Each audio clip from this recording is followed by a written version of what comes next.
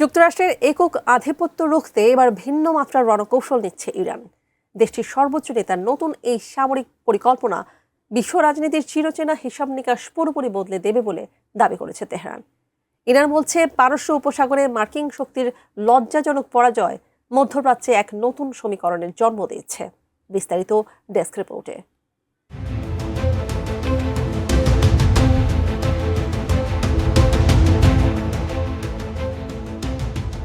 যুক্তরাষ্ট্রের বিরুদ্ধে এবার সরাসরি আক্রমণাত্মক রণকৌশল নিতে যাচ্ছে ইরান। প্রেস টিভির বরাতে ইরানের আধা সরকারি বার্তা সংস্থা মেহের নিউজ এজেন্সি ইরানের সর্বোচ্চ নেতার উপদেষ্টা মোহাম্মদ মোকবেরের একটি চাঞ্চল্যকর মন্তব্য প্রকাশ করেছে। তিনি ইরানের সর্বোচ্চ নেতা মুস্তফা খামেনির প্রধান উপদেষ্টা। এই বিশিষ্ট বিশ্লেষক নিজের ব্যক্তিগত সামাজিক যোগাযোগ মাধ্যমে একটি দীর্ঘ পোস্ট শেয়ার করেছেন।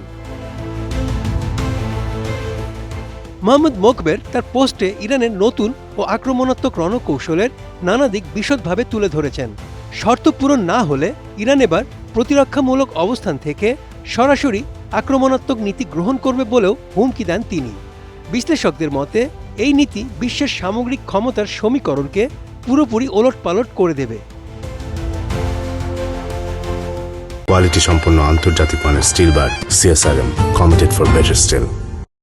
মেহের নিউজ এজেন্সির প্রতিবেদন অনুযায়ী গত 30 এপ্রিল পারস্য উপসাগর দিবসে সর্বোচ্চ নেতা আয়াতুল্লাহ খামেনি একটি বিশেষ বিবৃতি দেন। সেখানে তিনি পারস্য উপসাগর ও হরমুজ প্রণালী নিয়ে দেশের নতুন পরিকল্পনার কথা স্পষ্ট করেন। বিশ্ব মোড়লদের সামরিক আগ্রাসনের মুখে যুক্তরাষ্ট্রের লজ্জাজনক পরাজয়ের পরেই এই নতুন অধ্যায়ের সূচনা হয়েছে। ইরান এখন এই জলপথকে সম্পূর্ণ নিরাপদ ও অপব্যবহার মুক্ত করার পরিকল্পনা নিয়েছে।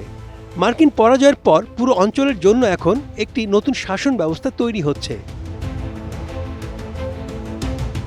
ইরানের এই আক্রমণাত্মক রণকৌশল মূলত কিছু সুনির্দিষ্ট শর্তের উপর নির্ভর করছে।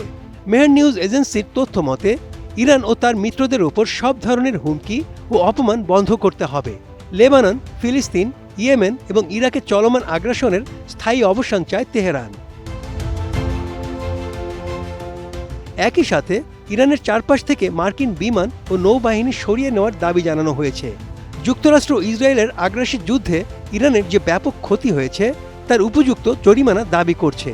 যুক্তরাষ্ট্রের সমস্ত অর্থনৈতিক নিষেধাজ্ঞা প্রত্যাহার এবং তেহরানের আটকে থাকা অর্থ ফেরত দেওয়ার শর্তও রয়েছে তালিকায়। সর্বোচ্চ নেতার উপদেষ্টা মোহাম্মদ মোকবেরের মতে, মধ্যপ্রাচ্যের মিত্রদের রক্ষা করতে আমেরিকা পুরোপুরি ব্যর্থ হয়েছে। তাদের এই ব্যর্থতা পারস্য উপসাগরীয় অঞ্চলে একটি স্বাধীন নিরাপত্তা ব্যবস্থা গড়ার পথ তৈরি করেছে।